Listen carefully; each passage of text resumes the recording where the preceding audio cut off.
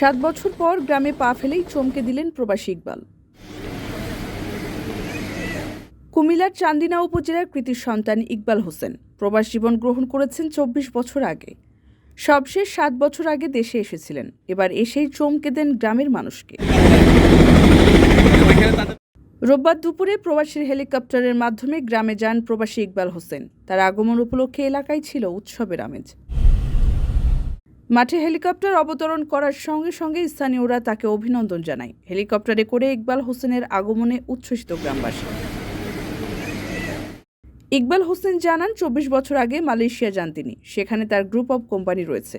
Construction, computer, hard disk উৎপাদন, palm oil বাগান, agriculture clinic আছে।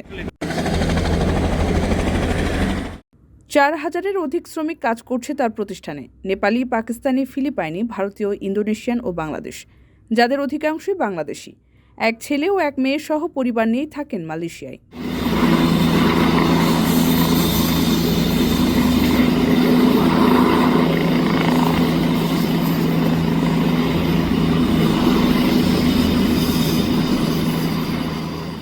কারো কাছে স্বপ্ন পূরণ, কারো আনন্দের উপলক্ষ, আবার কারো জীবন পাল্টে দেওয়ার মুহূর্ত, কখনো জীবন বাঁচাতে সর্বোচ্চ গতিতে উড়ে চলা, কারো আবেগের শেষ মুহূর্ত, আপনজনের শেষ বিদায়ে শামিল হওয়া।